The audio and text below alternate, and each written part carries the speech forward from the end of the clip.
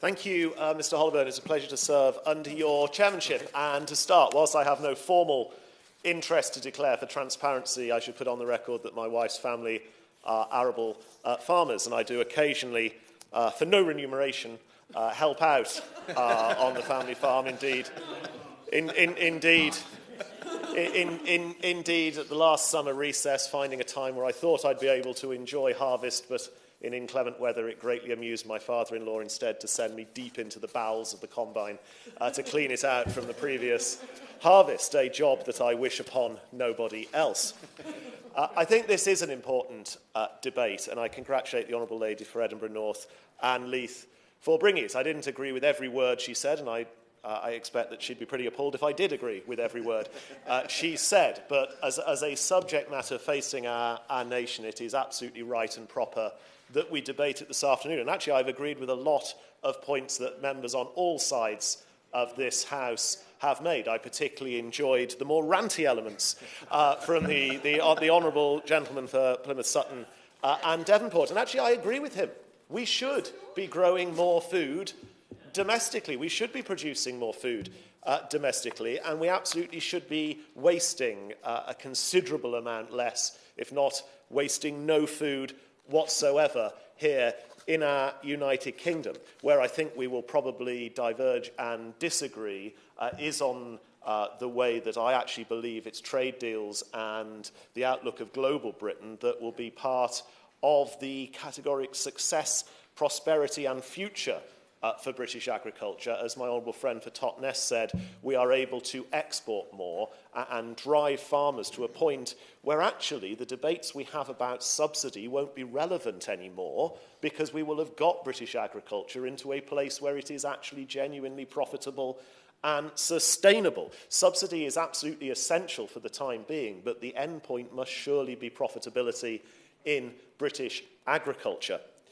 So when we look at the debate of how do we produce more food in this country, I'm not going to repeat many of the points eloquently made by other honourable and right honourable members in this room, not least the chairman of the Select Committee. But a concern I have right now that I look to my honourable friend, the Minister, to work across government on is how we protect more of our agricultural land for food production.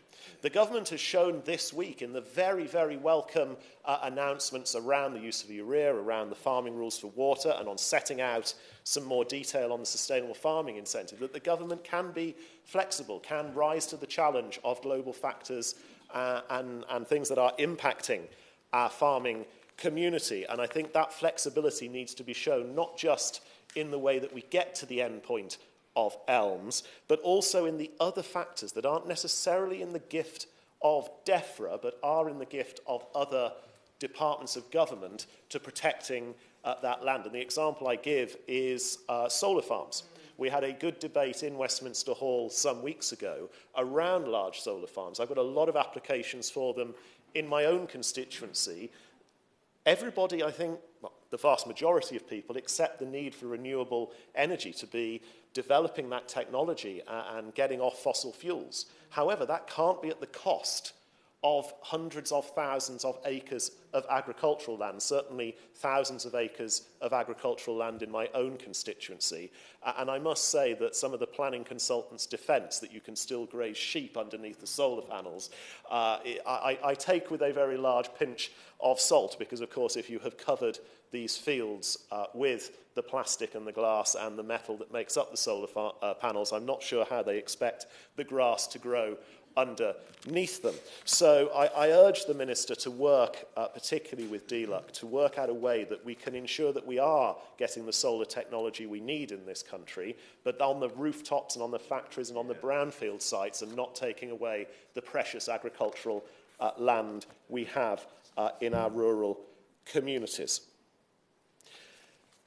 I would also urge the Minister, there were some very powerful and good points made about food poverty on all sides of the House. There are some other things we are doing in government, particularly some provisions in the Health and Care Bill on its way through Parliament around the HFSS, the high in fat, sugar and salt provisions, about buy one, get one free offers, about where shopkeepers can and can't place certain products in their shop and how they may be advertised. I think we need to acknowledge that is going to have a huge impact on the price of food, on the food bill when families get to the checkout. And whilst I'm sure all honourable and right honourable members want to do something about the problem of childhood obesity, we can't do that in a way that firstly won't work, as the government's own data shows that the advertising restrictions only save 1.7 calories a day, but will also drive up food bills. If we are to have food security in this country, and if we are to have affordable food for everyone,